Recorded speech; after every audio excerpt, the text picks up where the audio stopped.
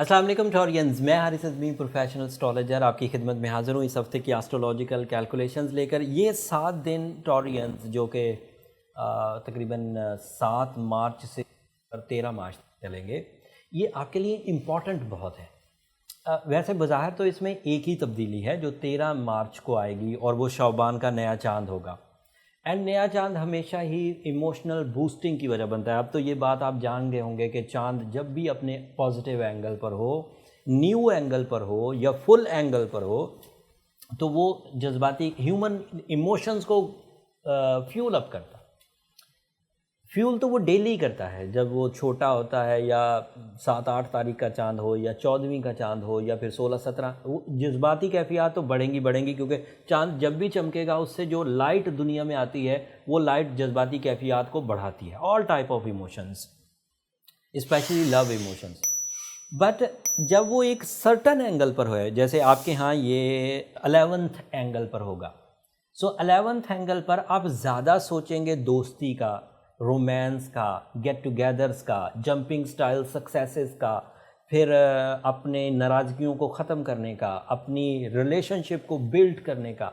And इसी असना में this is a golden time to grab your love commitments, soul commitments, soul exchanges. So ये जो नया चांद है शौबान का, ये रिलेशनशिप के लिए बहुत अच्छा, प्लेजर्स के लिए बहुत अच्छा, एंड अदरवाइज़ भी इसी तरह की जज्बाती कैफियत जिसमें आपके अंदर मोहब्बत का जज्बा बढ़ेगा। एंड इसको मज़ीद सपोर्ट करेगा वीनस। वीनस भी आपके 11th हाउस में है, सन भी आपके यहाँ उसमें। सो ये 3 ऐसे प्लैनेट्स हैं जो आपके यहाँ पॉजिटिव एंगल पर हैं और ये तीनों ही प्लैनेट्स आपके लिए लव स्किल्स को सपोर्ट करें। तो टॉरियंस इस वक्त लव लाइफ में तो बड़े मुस्तहकम है। बेटे 1-2 सेक्टर्स ऐसे हैं जिन सेक्टर्स में आपको एहतियात बरतने की ज़रूरत है। ये आपके 12th हाउस का रिप्रेजेंटेटिव भी है,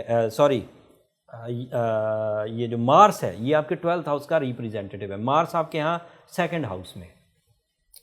अगर मार्स 2nd हाउस में हो तो इट इज़ वेरी एक्सपेक्टेड कि आपको एक कंपटीटर का सामना करना पड़ जाए, आपको थोड़ी सी अपोजिशन का सामना करना पड़ जाए, आपको थोड़ी सी कुलीग जेलसी का सामना करना पड़ जाए। And it is also possible कि आपको अपनी ही कुछ अजीब आदतों को रद्द करने में ज़्यादा मुशक्क़त करनी पड़े। This is a possibility. अगर कोई टॉरियन क्लीन माइंड के साथ अलाइव है, मैं बात को समझिएगा, क्लीन माइंड क्या है? जिन्होंने नेचुरल फ्लो इख्तियार किया। क्लीन माइंड क्या है? जो फितरत को क्लोजली रीड करते हैं। बट ऐसे टॉरियंस जिन पर जब कभी परेशानी आई तो उन्होंने ड्रग्स लेना शुरू कर दिए या मेडिसिन लेना शुरू कर दी, तो that means they are not clean mind people. वो कहीं ना कहीं केमिकल बीच में बूस्ट कर रहे हैं।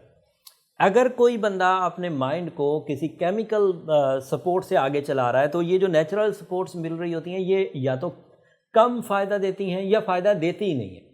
फिर आपको वहाँ जो माइंड में चल रहा होता है, जो आपने बूस्ट किया होता है, क्योंकि ये जो केमिकल चेंजेस लाती हैं, सूरज का तलू होना एक छोटी सी केमिकल चेंज लाता है जिससे हम ज़रा से एक्टिव हो जाते हैं। रात का आना एक छोटी सी केमिकल चेंज लाता है जो हमारे माइंड में एक छोटा सा केमिकल प्रोड्यूस होता है तो हमें नींद आने लगती। बट अगर किसी ने इतना सारा केमिकल सोने के लिए पहले ही अंदर डाल लिया तो उसके लिए क्या दिन है क्या रात है, वो तो यकसा हो गई। वो तो जो खुद अपने साथ कर रहा है फिर वो ही चलेगा। फिर ये जो प्लानिटरी सेटअप है ये उसको इतना फ़ायदा नहीं देंगे।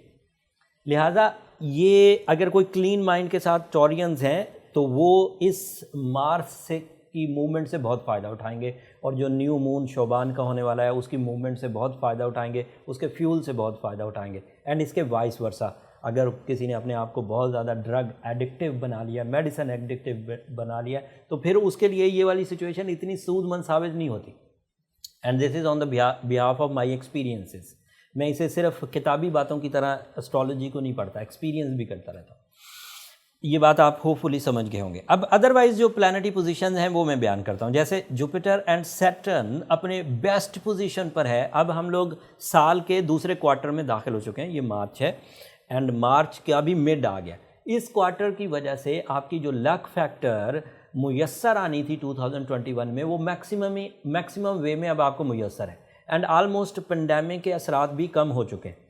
एंड अगर ये 2 चीज़ें अब मर्ज हो गई कि नेचुरल सपोर्ट भी आपके पास मुयस्सर है, मैच्योरिटी के साथ टाइम बिहेवियर भी अब आपके पास मुयस्सर है, लक फैक्टर भी मुयस्सर है, फिर न्यू मून भी अच्छी पोजीशन पर है, सन भी अच्छी पोजीशन पर है. So you are ideally eligible to grab your high level successes. Personality achievements, career achievements, relationship achievements, luxuries की achievements, health achievements, relationship achievements. You are on your best टॉरियंस. अब शिकायतें नहीं बनती. मुझे लगता है कि आपको सिर्फ अपने आप को सिक्योर रखने की ज़रूरत है, एनिमी से बचाने की, बुरी आदतों से बचाने की ज़रूरत है. बुरी आदतें सिर्फ यही नहीं है कि ड्रग्स लें. बहुत ज़्यादा परेशान होकर भी आप अपने माइंड को एक्स्ट्रा केमिकल्स दे देते हैं. माइंड में कुछ जूसेस प्रोड्यूस होते रहते हैं एंड उनके निकलने का रास्ता कोई नहीं, वो अंदर ही रहते. एंड अगर आपने बहुत गम ले लिए हैं तो जारी बात है, जब तक फिर उतनी खुशियाँ माइंड को नहीं देंगे वो गम बैलेंस नहीं होंगे. लिहाजा कोशिश करें कि अपने आप को दोबारा राइट ट्रैक पर लाएं, नेचुरल फ्लो पर लाएं. अगर खुद ले आएँ तो बहुत अच्छी बात है एंड ये बात प्रूव कर देगी कि आप एक स्ट्रॉन्ग पर्सनालिटी. बट अगर ख़ुद नहीं ला पा रहे, बहुत ज़्यादा वीक हो गए हैं, इरादे भी कमज़ोर हो गए हैं, फिर जिस्मानी सेहत भी साथ नहीं देती, ऑर्गन भी साथ नहीं देते, तो आपके पास दो सॉल्यूशंस हैं. एक तो एमरल्ड या रूबी पहने. These are the friendly substances जिनसे हमें ऐसी फ्रेंडली रेडिएशंस मिलेंगी जो आपके अंदर एज अ कैटलिस्ट काम करेंगी और चीज़ों को बैलेंस कर देंगी. एक फ़ायदा तो ये हो जाए. And scientifically spiritually we have सूरह शम्स, दैट इज़ आइडियल सूरा.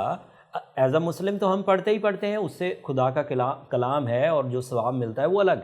But as a professional it is a remedy, it is a treatment weapon, it is a tool of successes. अगर आप सूरह शम्स पढ़ते हैं तो नेगेटिविटी ऑफ हॉरोस्कोप रिपेयर होती है एंड उससे आपको दोबारा मौका मिलेगा अपने आप को स्टैब्लिश करने का, कुछ कॉम्प्लिकेशंस को रिपेल करने का एंड दोबारा ट्रैकफुल होने का. अगर आप ट्रैकफुल हुए तो एक लिस्ट ऑफ एडवांटेजेस है जो इस सीज़न में आपको मिल जाएगी. कैरियर एडवांटेजेस हैं, रिस्पेक्ट है, अथॉरिटीज़ हैं, रिलेशनशिप है, प्लेजर्स हैं, फेस वैल्यू है, आइडिया मेकिंग है, मल्टीटास्किंग है, इवन अट्रैक्शंस हैं. एंड फिर लव वंस. फिर जब आप कामयाब होंगे तो आपके डिपेंडेंट्स भी कामयाब होंगे, आपसे मोहब्बत करने वाले भी कामयाब होंगे. There is lot of things Taurians, hopefully आप अंडरस्टैंड करेंगे. बट ये मेरी बातें सिर्फ उन्हीं के समझ में आएगी जो बातें समझना चाहते हैं. जो जर्नल सी एस्ट्रोलॉजी सुनते आ रहे हैं, मंगल को ये होगा, बुध को ये होगा, उन्हें वो ही सुनना चाहिए क्योंकि उनके अंदर बारीकी नहीं है. वो सतही सी बातें करना चाहते हैं. सतही सी बातें क्या है? दिन चढ़ गया है, 12 बज गए हैं, खाने का टाइम हो गया है, खाना खा लीजिए, दफ्तर से छुट्टी का टाइम हो गया है. ये सतही सी बातें. लेकिन when you are a big achiever, आपके मिशंस बड़े हैं, आपको फ्यूचर को प्लान करना है, आपको क्रिएटिव होना है, तो फिर आप सतही बातों पर ज़िंदगी नहीं गुजार सकते. फिर आपको कुछ ऐसा करना है जो आपके भी काम का हो, जो दूसरों के भी काम का हो. When you are master of your field तो आपकी कीमत खुद ही लग जाएगी, आपको खुद ही लोग ढूंढ लेंगे जब. लेकिन अगर आप एवरेज से आदमी हैं, फिर तो एवरेज तो हज़ारों घूम रहे हैं रोड्स पे, हज़ारों घूम रहे हैं शहरों में, हज़ारों घूम रहे हैं country wise. But when you are unique तो फिर आपको यूनिक टाइप की नॉलेज चाहिए एंड यूनिक टाइप की परफॉर्मेंसेस चाहिए, तो फिर रिजल्ट भी यूनिक आएंगे. अगर आप एवरेज हैं, एवरेज ही परफॉर्म करेंगे, रिजल्ट भी फिर एवरेज एक्सपेक्ट करें, फिर आइडियल रिजल्ट्स एक्सपेक्ट ना किया करें. But I know as a professional astrologer, Taurians are unique. They have lot of management abilities.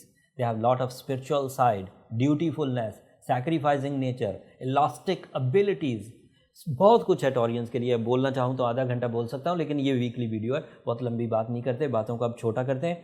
जो हफ्ता 14 तारीख से सो ऑन, 14 ऑफ मार्च से सो ऑन होगा, ये काफ़ी इंपॉर्टेंट होता है हर ही महीने, क्योंकि इस तीसरे हफ्ते में बड़े बड़े प्लैनेट्स, बड़े बड़े स्टार्स अपनी जगह बदलते हैं. अगले हफ्ते वीनस, सन एंड अदरवाइज भी प्लैनेट्स की जो मूवमेंट है वो बदलेगी और उसका इम्पैक्ट टॉरियंस की ज़ात पर, मामलात ज़िंदगी पर, अचीवमेंट्स पर, एजुकेशन पर बहुत होगा. तो वो तफसील अगले हफ्ते बयान करूँगा. अब सम अप कर देते हैं तेज़ी से चीज़ों को. प्लैनेटरी पोजीशन के मुताबिक सैटर्न एंड जुपिटर दो लॉन्ग टर्म प्लैनेट आपके 10th हाउस में है. दैट मींस कि आपका कैरियर बहुत सपोर्टिव है, इनिशिएटिव्स लिए जा सकते हैं, मल्टीटास्किंग की जा सकती है, नई जॉब के हसूल के लिए कोशिशें की जा सकती हैं, फोर्सेस में अप्लाई किया जा सकता है एंड इवन बैनुल-अक़वामी चीज़ों का आगाज़ किया जा सकता है. जो काम आप ऑलरेडी कर रहे हैं वो भी किए जा सकते हैं. उनके साथ एक यूनिक बिल्कुल नया काम जिसकी आपको ज़रा भी एक्सपीरियंस नहीं है, उन कामों में भी हिस्सा लिया जा सकता है क्योंकि मिनिमम रिस्क है, बहुत कम रिस्क है एंड आप कामयाबी की तरफ जा सकते हैं. मरकरी की पोजीशन 10th हाउस में होने की वजह से आपका माइंड आपके लिए कैरियर अचीवमेंट्स का, जॉब के हसूल का, इंक्रीमेंट्स का या प्रमोशन की वजह बनेगा। वीनस अच्छी पोजीशन पर है, that means you are 100% eligible for proposal. किसी को प्रपोज कर सकते हैं, किसी का प्रपोजल एक्सेप्ट कर सकते हैं, मंगनी कर सकते हैं, निकाह कर सकते हैं। एंड मार्स मैंने बता दिया आपके 2nd हाउस में है। आप अपनी आदतों से थोड़ा तंग आ सकते हैं, दुश्मनों की लेग पुलिंग से थोड़ा तंग आ सकते हैं, उसको आप फेस करिए या उसे रिपेयर करने की कोशिश करिए। रिपेयर करने के लिए अगर खुद की ज़ाती बुरी आदतें हैं या अपोजिशन ने बहुत तंग किया हुआ है तो फिर आपको रूबी या एमरल्ड में से कोई एक स्टोन 8 से 10 कैरेट पहनना चाहिए। सूरह शम्स दिन में 5 दफ़ा पढ़नी चाहिए एंड सूरह यासीन की 2nd लास्ट आयत कसरत से पढ़नी चाहिए। और अगर कोई टॉरस ऑलरेडी मर्द हो या औरत, घर की घरेलू ज़िंदगी गुजारने वाली ख़वातीन हो या बहुत बड़े बिजनेसमैन हों, सियासतदान हो, खिलाड़ी हों या कोई इससे भी ज़्यादा ताकतवर पोजीशन पर हो, फिर उसे अपने आप को एक दफ़ा डायग्नोस करने की तरफ जाना चाहिए। अगर वो ऑलरेडी ये सब चीज़ें कर चुके हैं और रिकवर नहीं हो रहे, फिर उन्हें चाहिए कि वो अपनी पर्सनल डायग्नोसिस की तरफ जाएं। पर्सनल डायग्नोसिस से फाइंडिंग्स हो पाती हैं कि where is the real problem. सेहत की प्रॉब्लम क्यों है, रिलेशंस की प्रॉब्लम क्यों है, अचीवमेंट्स क्यों नहीं हो रही, फेस वैल्यू क्यों नहीं बन रही, सेटिस्फैक्शंस क्यों नहीं आ रही, वो सब पता चल जाता है। उसके लिए नंबर ये नीचे चलते रहते हैं पर्सनल कैलकुलेशंस के लिए, उन पर रब्ता करके आप अपनी अपॉइंटमेंट ले सकते हैं। बट वो फ्री फोरम नहीं है टॉरियंस, होपफुली आप अंडरस्टैंड करेंगे। बातों को तेज़ी से सम अप ख़त्म करता हूँ। अगले हफ्ते मज़ीद तफसील के साथ आपकी खिदमत में हाज़िर हूँगा। बट आखिर में मेरी 2 दरख्वास्तें, उसे मत भूलिएगा। चैनल को ज़रूर सब्सक्राइब करिएगा, आपकी सब्सक्रिप्शन मेरी हौसला अफजाई है टॉरियंस, एंड आपकी दुआएं मेरी दुनिया का सबसे कीमती, इस दुनिया का भी आखिरत का भी सबसे कीमती सरमाया। दुआ ज़रूर करिएगा। अगले हफ्ते तक के लिए अल्लाह ने के बाद।